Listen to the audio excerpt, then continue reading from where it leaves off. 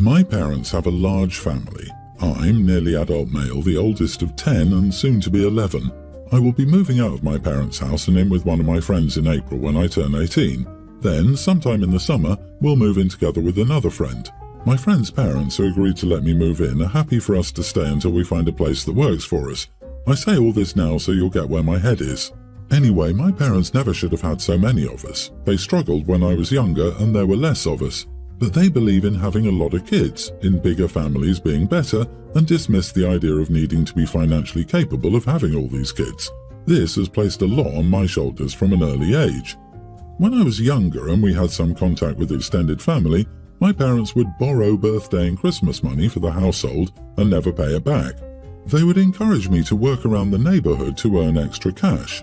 I did. It always went to them. I was also placed in charge of my siblings at times. My siblings had none of the expectations put on their shoulders.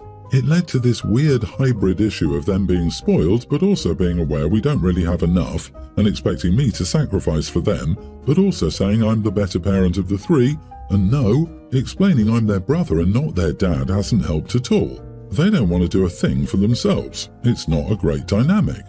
Once I was 12, I worked solidly, firstly doing chores around the neighborhood and then babysitting. Then I got an actual official part-time job. All the money I earn goes to the household, and it just about helps, but not really. I've said no sometimes and my parents make a huge fuss.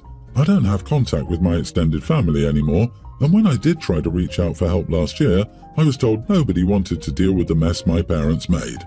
When my parents told me baby number 11 was due in a few months, I freaked out. I cannot believe they keep going, and yet I can. But it was then I decided that I needed to just make it through to 18. I do not want to make too much of a fuss because my dad has connections to the local police, and if I left before I turned 18, he would call friends in. But my parents have been talking as if I will stay home for several more years, and they can rely on me working full-time and helping with the kids. So I sat them down and told them they need to figure their crap out because they can't rely on me forever. I told them they were irresponsible and reckless having so many of us.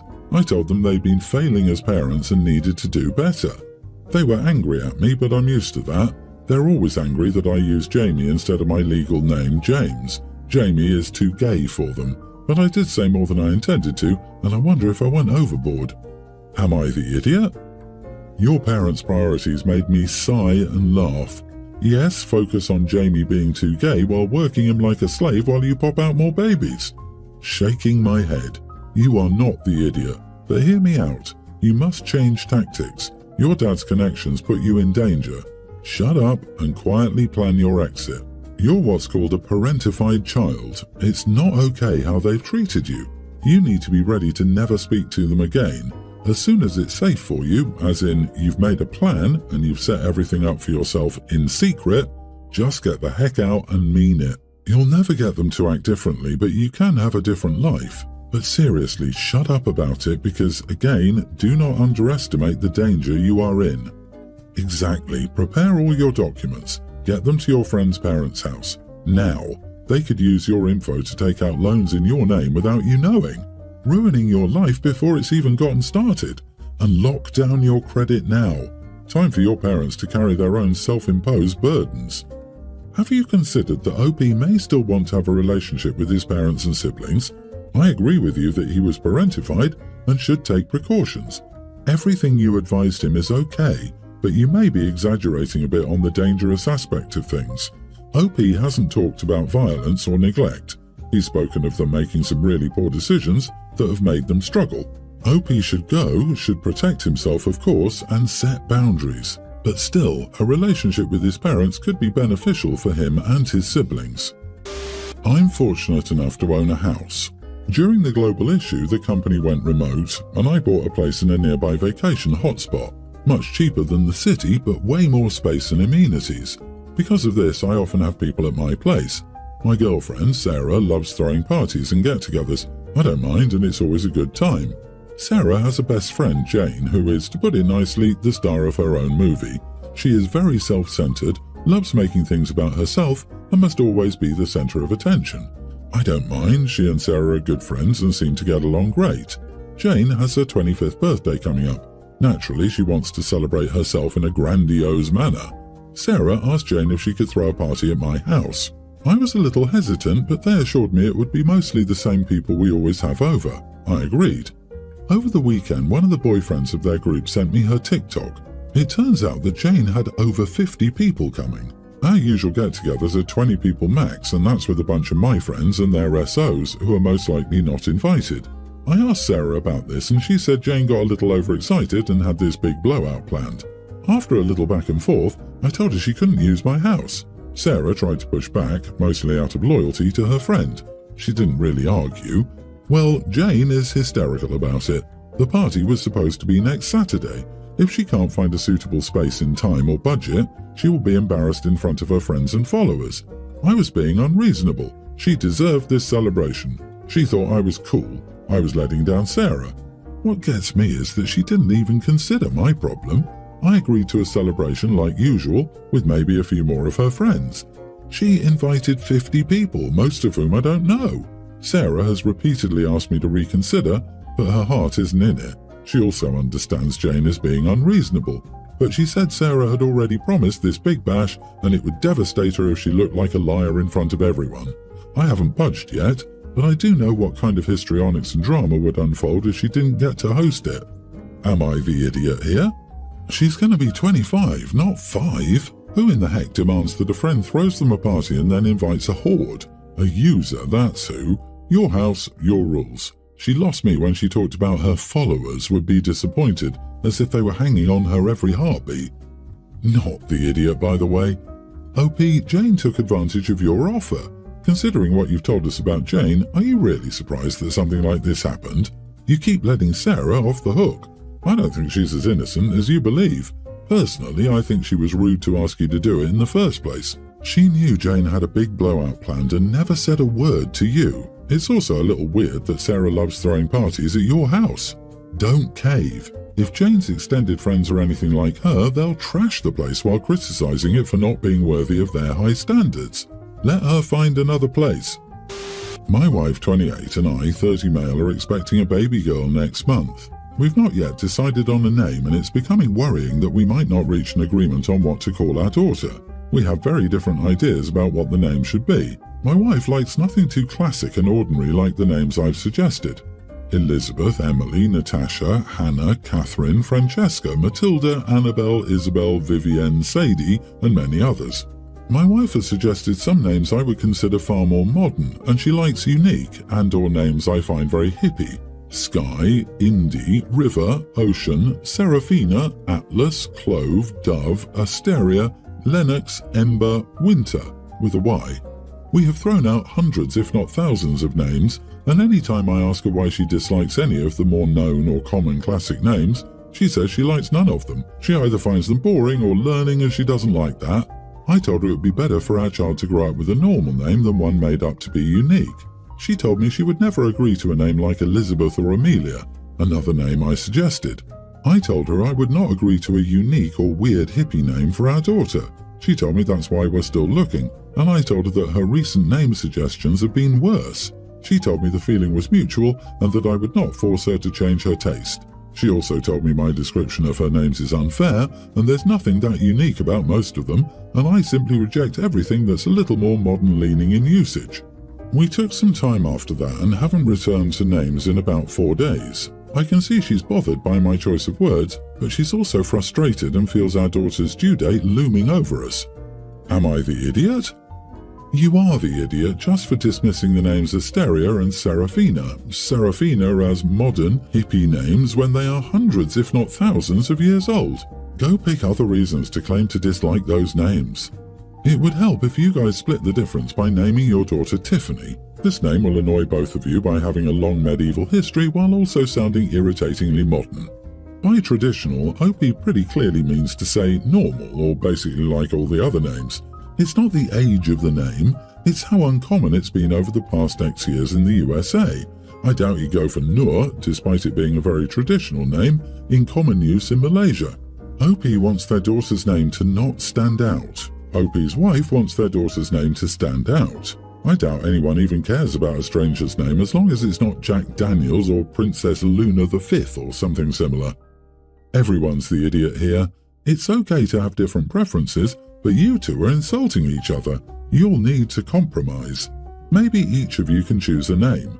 Why not compromise and have a first and middle name? When the kid grows up, they can settle on what they prefer to be called.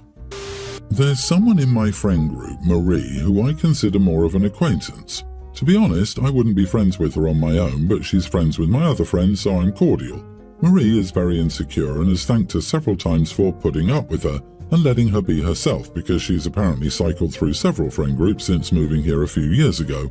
Unfortunately, I can see why.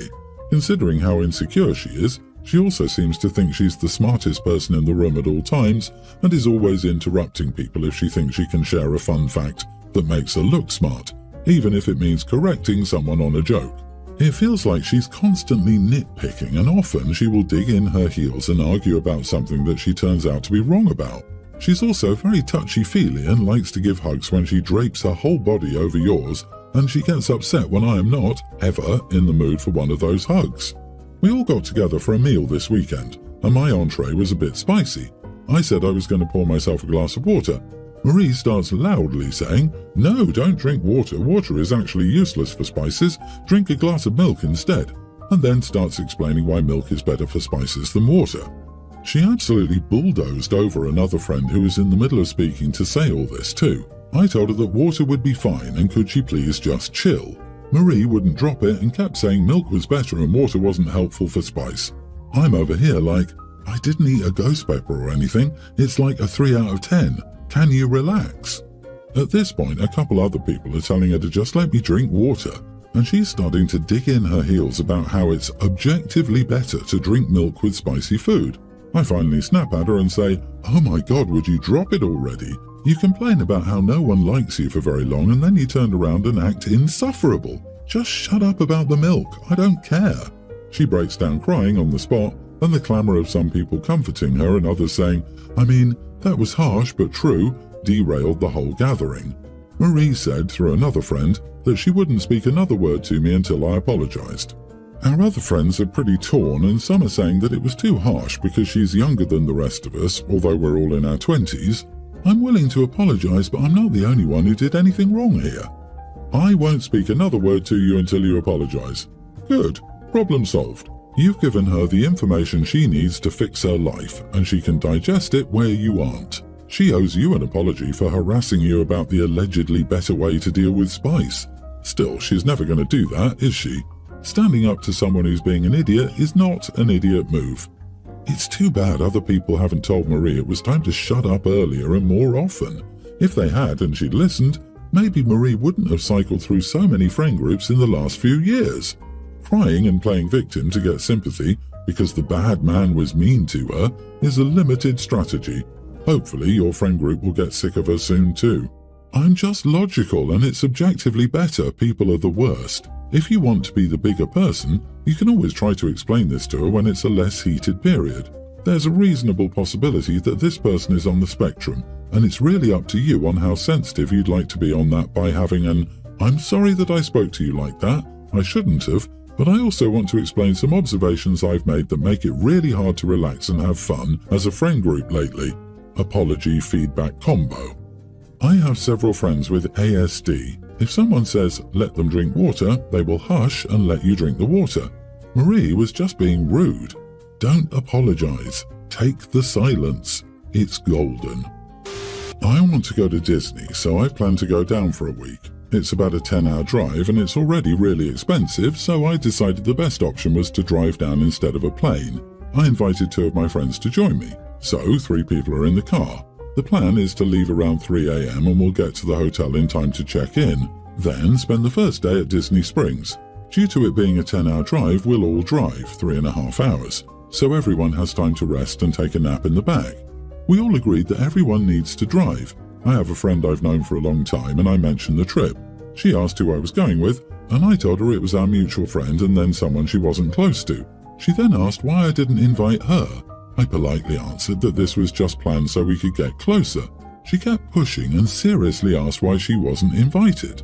I told her since she couldn't drive, we were driving down and we all agreed having someone not driving wouldn't work. The road trip needs people to pull their weight and not just sit in the car. She got offended and I asked what did she expect. I told her why she wasn't invited. This resulted in an argument and she called me a jerk. The reason why she doesn't drive is because she's afraid of it. She hasn't renewed her license since she got it years ago. Edit, I've not been invited to stuff she does with people I know either. Last fall she went on a trip with 2 people I knew and I wasn't invited. That's fine, I don't need to be invited to everything. Seriously, I don't have to invite everyone to everything. None of my other friends asked why they weren't invited. They told me to have fun. If you don't want her there, fine, but the driving reason is idiotic, honestly. Why is it so important to you all that everyone pull their weight and not just sit in the car? Couldn't she chip in some other way to even things out? She could have chipped in with gas money, food, drinks, etc. You are the idiot. The driving reason is pathetic. Friendships aren't always about being transactional. I disagree, OP's not the idiot. You gave a polite answer first, but she pushed. Driving trips are difficult unless you specifically have friends who love to drive long distances, and having someone who can only contribute via money, for gas, food, etc. is tough. Driving is mentally exhausting, especially in preparation for a theme park trip. Standing in lines and managing crowds are also exhausting. The money the non-driver provides doesn't seem equal to that in my opinion. Have fun and enjoy your vacay.